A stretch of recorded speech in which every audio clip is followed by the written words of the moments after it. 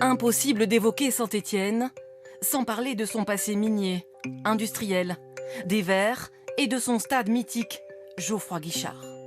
Mais aujourd'hui, les Stéphanois sont préoccupés par un sujet, leur sécurité. Un thème au cœur de la campagne pour les municipales. Des caméras à chaque coin de rue, ou presque. À Saint-Étienne, les habitants n'y font plus vraiment attention. Pourtant, 24 heures sur 24 et 7 jours sur 7, ils sont sous surveillance. Bonjour. Bonjour, bienvenue. Merci de me recevoir. Je vous en prie. C'est donc le poste de commandement. Tout à fait. C'est ici qu'arrivent toutes les images de vidéoprotection de la ville de Saint-Étienne. Exactement. C'est un peu le point chaud finalement. Complètement, oui, tout à fait. Un mur d'écran et des policiers municipaux qui veillent. Les yeux rivés sur les images captées par les 329 caméras que compte la ville. Rubis 411 pour Émeraude. À l'instant, deux jeunes adolescents taguent un mur. L'alerte est donnée dans la salle. Ils sont suivis à la trace. Les policiers sur le terrain sont guidés. Les individus vont quitter les lieux, direction Henri Gonard. Reçu descriptif de l'individu auteur des tags, s'il vous plaît.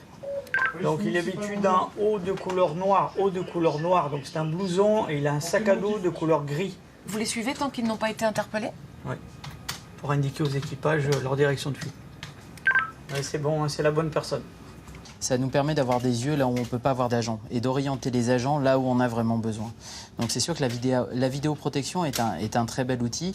Elle vient aider l'action sur le terrain. Encore une fois, elle ne la remplace pas, mais elle vient la compléter. Sur le terrain, justement, la municipalité a doublé les effectifs de police. Les patrouilles pédestres arpentent les rues du centre-ville et le maire a choisi de les armer.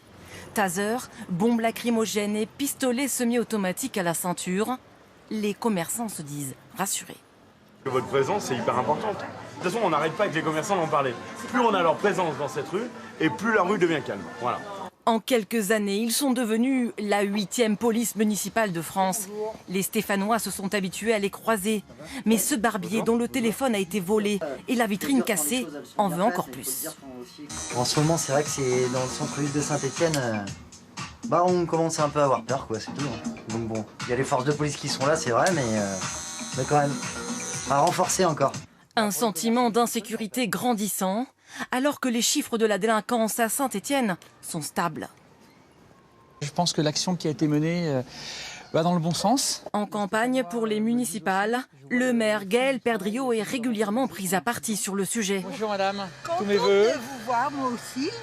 Contente de vous voir dans notre quartier, qui malheureusement, je trouve, se dégrade un peu. Depuis 6 ans, la lutte contre l'insécurité est la principale préoccupation de monsieur le maire. S'il est réélu, il promet de mettre en place des capteurs sonores dans la rue, mais aussi de développer la reconnaissance faciale.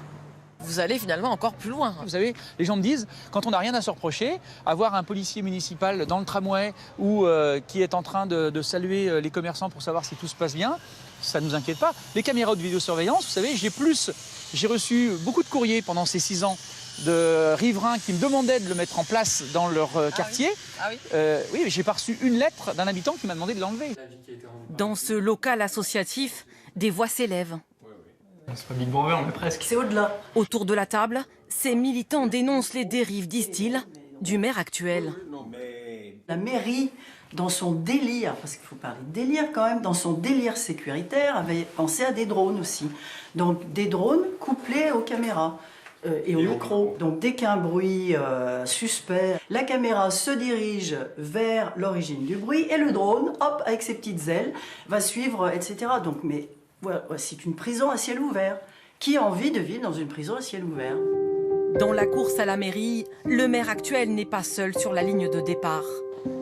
À l'abri des regards, au fond de cette cour se trouvent les locaux du Rassemblement national. La candidate nous reçoit et se dit bien décidée à pousser encore plus loin le curseur sécuritaire. La situation de Saint-Étienne en demande plus. Tout le monde voudrait de la paisibilité et de la tranquillité dans les rues. Donc on va, lui il a doublé, la police municipale, et bien nous, on va mettre le paquet sur ces questions-là. À gauche aussi, on reconnaît des problèmes de délinquance à Saint-Étienne. Mais le candidat Pierrick Courbon, principal opposant au maire sortant, ne croit pas en l'efficacité des caméras et autres gadgets, comme il dit. On a demandé déjà à plusieurs reprises le taux d'élucidation des méfaits rendu possible par les caméras. On sait qu'il est extrêmement faible et que les caméras, certes, peuvent rassurer à un moment donné une rue, les habitants d'une rue, un quartier, etc., mais ne font généralement que déplacer les problèmes. Ce que nous disent les Stéphanoises et les Stéphanois, c'est que les policiers municipaux, on ne les voit pas sur le terrain, on les voit parfois dans l'hypercentre, mais certainement pas dans les quartiers, et quand on les voit, ils passent en voiture, mais ils ne sont pas là sur le terrain pour un dialogue effectif avec la population. À Saint-Étienne, la politique sécuritaire a aussi un coût. 16 millions d'euros par an, pour un budget global d'environ 310 millions d'euros.